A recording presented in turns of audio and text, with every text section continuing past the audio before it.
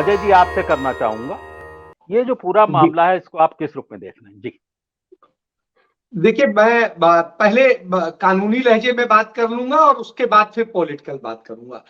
कानून जो कहता है 504 में सजा की गई है, और जो प्रोविजन है जिस तरीके डिफेमेशन और इसका है प्रोविजन है 504 में जिस तरीके से कहा गया है, उसको आप ये समझिए, लॉ में 504 बाकायदे डिफाइन किया गया है। इसमें है उकसाकर लोक शांति भंग करने के इरादे से जानबूझकर अपमान करना।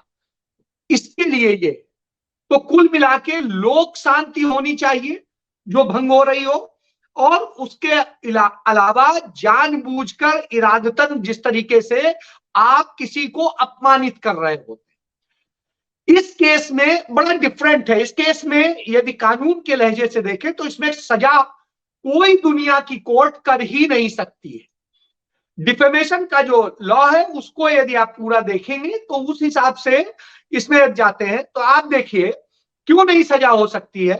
क्योंकि राहुल गांधी का जो बयान है वो इस पर ये सुनेंगे आप, वो कह रहे हैं मैं एक सवाल करना चाहता हूं, और उस सवाल में कि आखिर ये सारे जितने भ्रष्ट लोग हैं जिनके लिए ये सब मोदी ही क्यों होते हैं। फिर गिनाते हैं नीरव मोदी, ये मोदी, वो मोदी। तो वो कहीं पर, और उसके बाद कहते हैं खोजिएगा तो कुछ और मोदी मिल जाएंगे। लेकिन वो सभी मोदी को नहीं कह रहे, वो यह जो है प्रमाण पत्र नहीं दे रहे हैं कि सारे लोग ही इस तरीके से भ्रष्ट और घोटालेबाज। वो ये कह रहे हैं कि मैं यह सवाल कर रहा हूं, और सवाल करना कहीं से भी किसी व्यक्ति को अपमानित करने का नहीं है। हम आपसे पूछ सकते हैं कि आप किस जाति के, और जब हम फॉर्म भरते हैं तो उसमें भी पूछा जाता है कि आपकी जाति क्या है। तो साहब ये कोई अपमान नहीं, हमने ये कहा कि इस तरीके के लोग निकल रहे हैं, तो मैं सवाल पूछना चाहता हूं कि सारे यही क्यों निकल रहे हैं। यह सब्जेक्ट है, इस पर सजा हो ही नहीं सकती है, नंबर एक। नंबर दो, इसमें जिस व्यक्ति ने पिटीशन फाइल करी वो व्यक्ति भारतीय जनता पार्टी का पूर्व मंत्री है, भाजपा का विधायक है, जो भी है।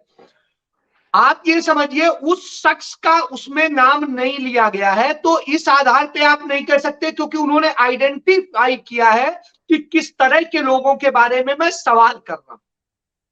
तो यह एक बहुत चीज है।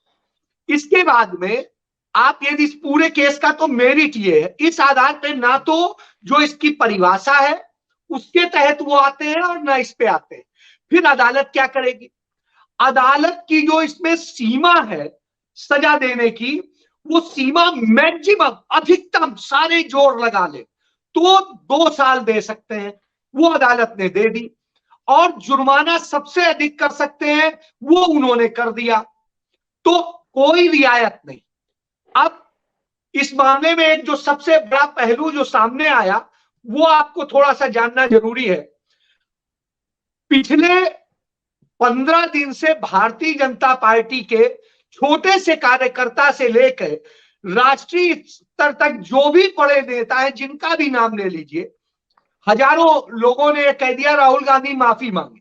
और इसको लेके पिछले जो है 13 तारीख से सदन नहीं चलने पा रहा है। सदन कौन नहीं चलने दे रहा है? सत्ता पक्ष, जिसकी जिम्मेदारी है कि वो सदन चलाए, वो माफी नहीं मंगवा पाए। राहुल गांधी ने स्पष्ट कह दिया वो माफी नहीं मांगेंगे, कांग्रेस पार्टी ने कह दिया माफी नहीं मांगेंगे, राष्ट्रीय अध्यक्ष ने कह दिया माफी नहीं मांगेंगे। तो साहब अब माफी कैसे मंगाई जाए? छोड़िए, अब इस पे मैं बात नहीं करूंगा। आता हूं कोर्ट पे। कोर्ट में यह केस ट्रायल जो चल रहा था दूसरे एक न्यायिक मजिस्ट्रेट पे चल रहा था। कानून क्या कहता है? कानून केसों को 2 तरह से डिफाइन करता है। एक जो है संज्ञेय अपराध होते हैं जिन्हें कॉग्निजेबल ऑफेंस कहते हैं, एक जो है नॉन कॉग्निजेबल ऑफेंस होते हैं जिन्हें असंज्ञेय अपराध कहते हैं। यह अपराध जिनमें यह धारा में दर्ज था, यह मुकदमा, वो सारे जो धाराएं हैं वो नॉन कॉग्निजेबल में, मतलब संज्ञेय नहीं।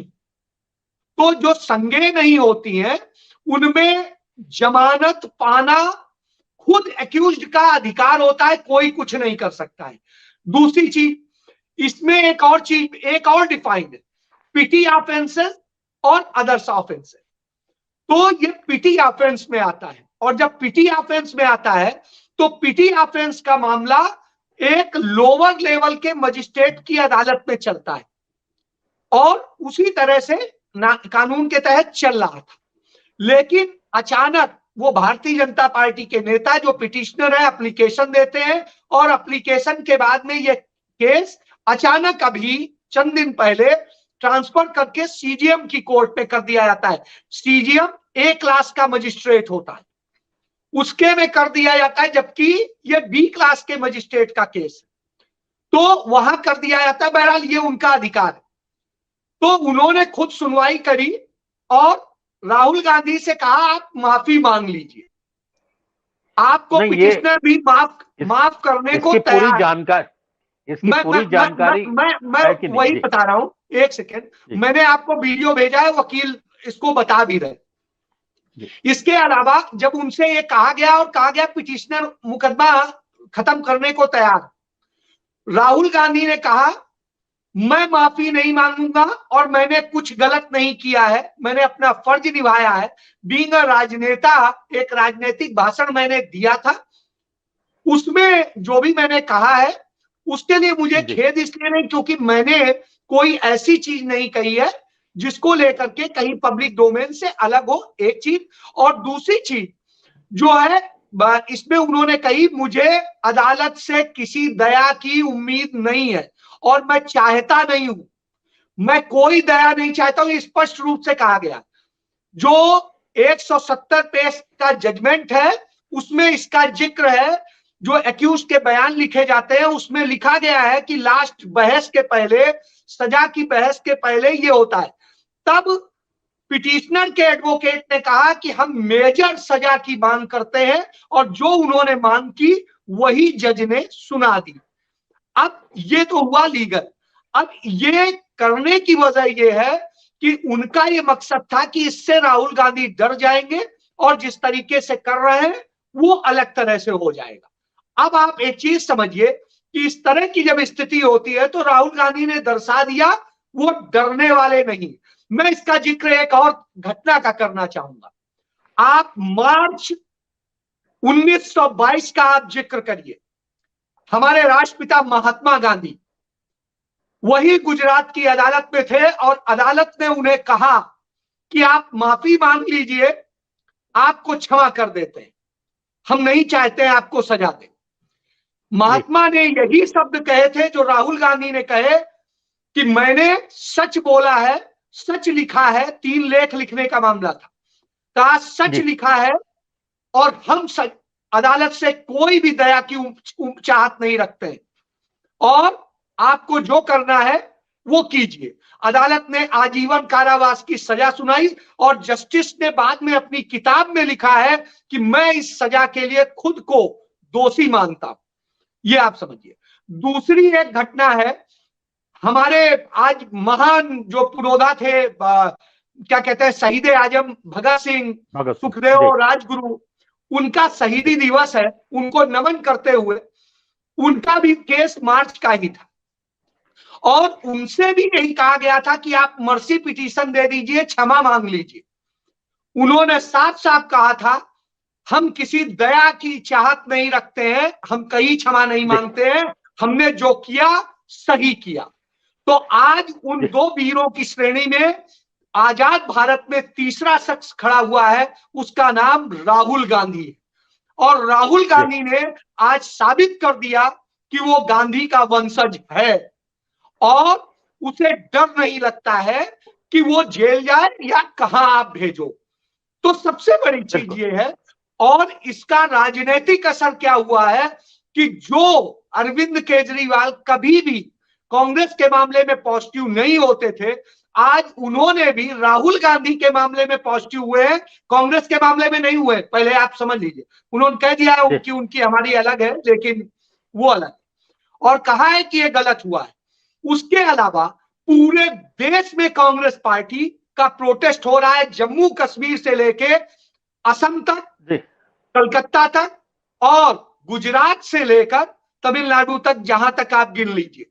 तो इससे आप समझ लीजिए कि कांग्रेस पार्टी में, और अमेठी, रायबरेली, इन सब जगह आज खबर आ रही है, आप यूपी में हैं, तो आप ये चीज देखेंगे कि जिस तरह की स्थिति है, देश के कोने कोने से खबर आ रही, कहीं कुरुक्षेत्र में हो रहा है, कहीं चंडीगढ़ में हो रहा है, कहीं जहां पर भगत सिंह का वो है घर है, वहां पर भी प्रोटेस्ट किया है। तो ये एक बड़ी चीज है कि एक बड़ी उपलब्धि, और कांग्रेस, राहुल गांधी का एयरपोर्ट पर स्वागत ऐसे हुआ जैसे एक क्रांतिवीर एक लड़ाई लड़के आता है तब होता है, आज वैसे स्वागत है।